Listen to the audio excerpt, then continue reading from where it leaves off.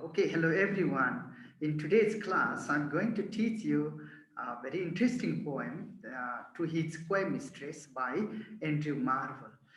Okay, Andrew Marvell, he's a very famous metaphysical poet. He was born in 1621 and he died in 1678. So what the poet says in this poem? What is his major argument in this poem? Okay, what socio-cultural historical contexts are addressed in this poem? I'm mainly focusing on that. Okay, so I'm planning to make its critical analysis. Uh, if I'm possible, and I think um, I think you will analyze my analysis and comment accordingly. So there are mainly three stanza in this poem: first stanza, second stanza, and third stanza. In the first stanza, the poet is becoming too much hypothetical. Hypothetical feeling, his feelings are activated in the first stanza. And in the first stanza, he says that if he uses if in the first stanza, conditional, condition, he presents condition in the first stanza.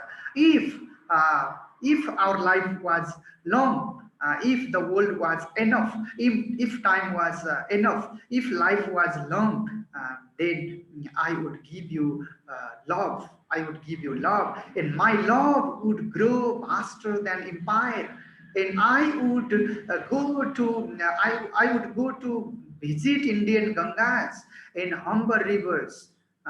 Okay, and every day I would celebrate Love's Day, Valentine's Day with you. Is it especially is addressing to a girl, to his square mistress. Square means sigh, mistress means darling, his beloved, his mistress. He is very sigh, and he is presenting his argument, and he is appealing to her, maybe for making love.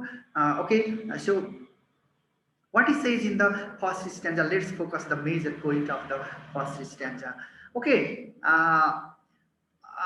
he says that if life was long, if life was long, he would give 100 years time to appreciate the beauty of his mistress eyes, and he would give 100 years time to appreciate the beauty of her mistress forehead, and similarly you would give 400 times to adore or to admire each breast. It means for one breast you would give 200 times, and for another breast you would give uh, another 200 times. And similarly, to appreciate the beauty of other parts of her body, the poet claims that he would give 30,000 years to appreciate the beauty of other parts of your body.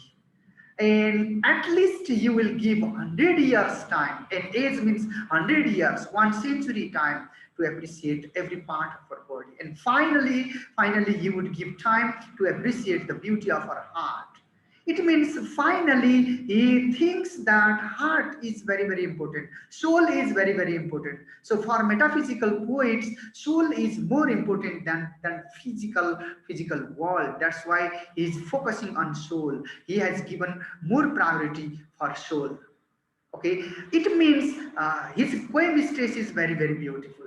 Physically she is very beautiful. Spiritually she is very beautiful. So her beauty is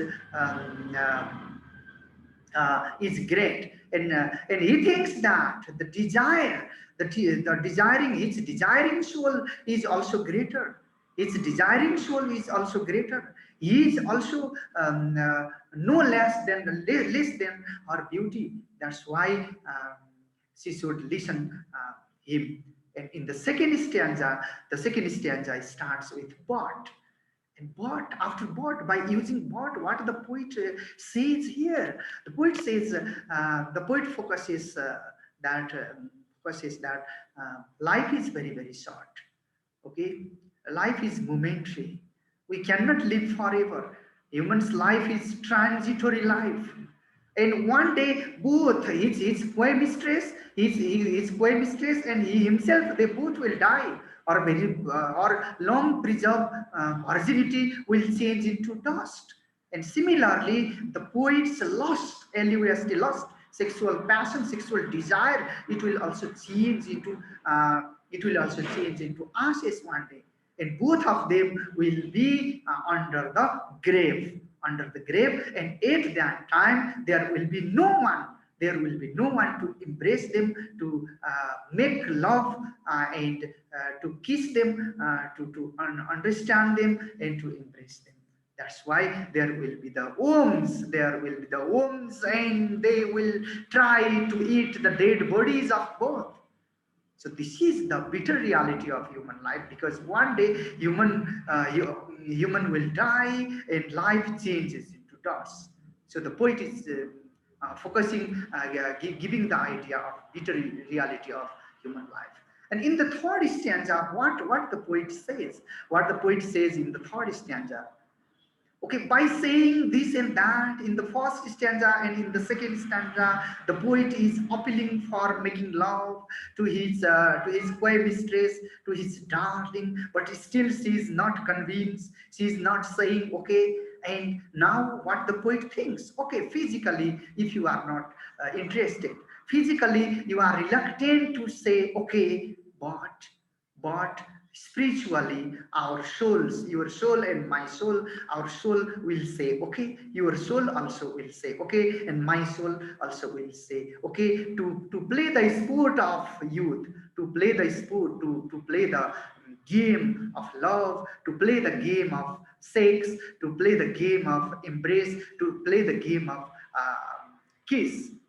That's why they have to play now in this world of souls, in this spiritual world, in this world of that souls, they can enjoy just like as freely as the amorous birds of prey, and they can use all their strength.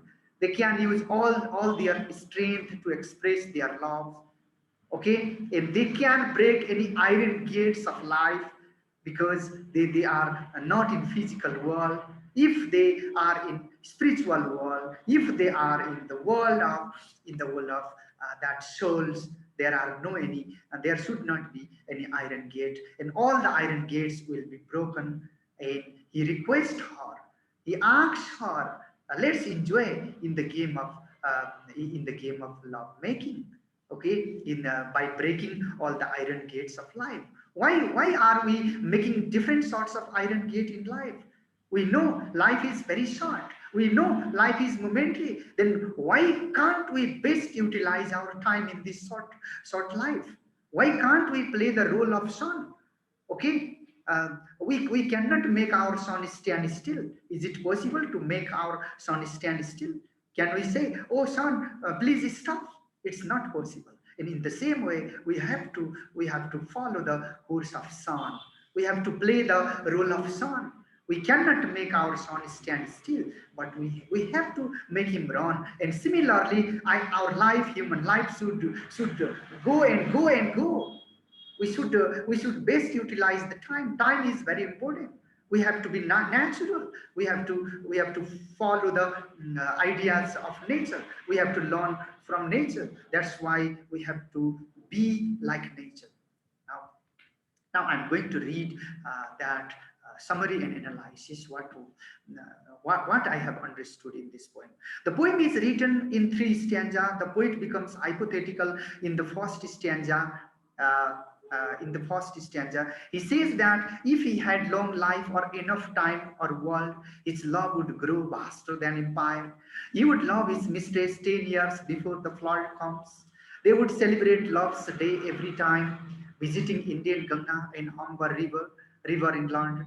She would have freedom either to accept Jews or to be converted from them. She would give 100 years, he would give 100 years to adore her eyes. To adore her eyes means to appreciate her eyes. And similarly, 100 years, he would give 100 years time for praising her forehead. It means her eyes are beautiful, her forehead is beautiful, and he would also give 400 years to adore her each breast. It means 200 time for appreciating the beauty of one breast, and to appreciate the beauty of another breast, he will give another 200 years. And 100, at least one age or 100 years time he would give to adore the beauty of her each part of her body. And total 3000 30,000 years he will give to appreciate the beauty of remaining parts of our body. And finally, his final admiration would be her heart. Okay, in the second stanza, what he says, in the second stanza, he argues that life is short. They both will die soon. Both will be in separate grave. His lust will change into dust, and her long preserved virginity would also change into ashes. At that time, it would be impossible to go and embrace each other. Instead, the Oms would try to eat their dead bodies. Now let's see in the third stanza what the poet says in the third stanza. In the last stanza or third stanza, the poet concludes his argument stating that her soul might be willing to transpire. Transpire means breathing out for sport. It means her soul physically she looks reluctant to make love, but spiritually in her soul she may be interested. She may be willing to make love. That's possible in her soul. He thinks, the poet thinks, though she looks reluctant to do so in the physical world. He shows the possibility of such sport in the world of souls. Uh, here he invites his mistress to play the sports of maybe and the sports of love, kiss, love making, embrace, etc. Of youth by breaking all the iron gates of life. Although it is difficult and impossible to break various iron gates in this physical world, these iron gates might be the gates or bars created by the medieval God-centric world, or the dogmas of various sorts created by human beings. In the metaphysical world, people should follow the style of amorous birds of prey. Life should go as natural as moving sun. No one can stop, and no one should attempt to stop running sun. Instead, everyone should make him run. Okay, this is very interestingly, the poet concludes his argument. Now, this is a metaphysical poem. Okay, now we claim that the poem is metaphysical one. In metaphysical poem, what happens? Two heterogeneous ideas are yoked together by violence. Forcefully, two heterogeneous ideas are joined. Okay, so this is the definition of Dr. Johnson about metaphysical poem, about what metaphysical poem is. But according to T.S. Eliot of 20th century, metaphysical poetry can make perfect blend of feelings and emotions, feelings and argument. Okay, T.S. Eliot says that metaphysical poetry is very, very great, very, very interesting. Why it is interesting? Why it is great? Because it blends emotions and arguments, or emotions and reasons both. That's why it is great. Only in 20th century, T.S. Eliot understood the value of metaphysical poetry, metaphysical poem. Other writers and before him would take metaphysical poem as the poem having low quality, just like the definition of Dr. Johnson. The poem is written in the spirit of carpe diem philosophy, okay, meaning seize the day, okay, seize the day, seize the moment. The poem was written when London was in transition, because they were moving from medieval God-centric world to man-centric Renaissance. The basic reality of London was quite pitiable. Average life expectancy was low. London plague and London fire were making people disappointed. Charles I was executed, and Commonwealth Puritans were coming in power. There was theater was banned. The society was too much patriarchal. Therefore, the speaker, male, speaks, looks active here, and his mistress, darling, looks passive. The speaker looks erotic and appeals for sex, putting forward his argument. He desires to fulfill his lust in this short life, and he also claims that his mistress also should understand in the same way that life is too short. The poem is perfect example of socio-cultural and political scenario of London in early 17th century. The poem perfectly blends of emotion and argument or reason both. The poet seems to prove that metaphysical poets can feel their thoughts and think they are feeling.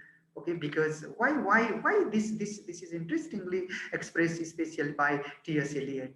The metaphysical poets can feel their thoughts and think they are feeling.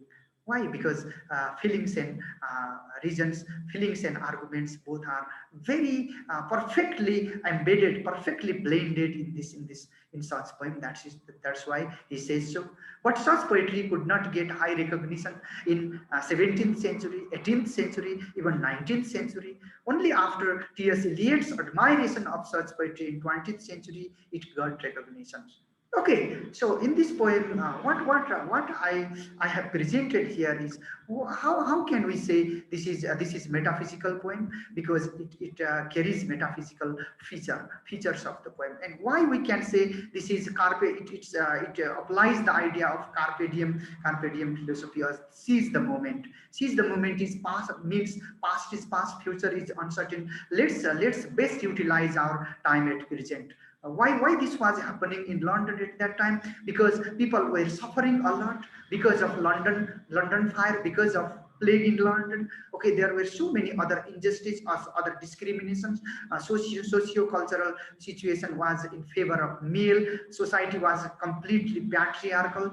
It was not in favor of female. So females, they would be dominated, they would be discriminated, they had to be silent in the society. So in this poem also we can see that the speaker is poet is male, but female is addressing for female, is addressing for that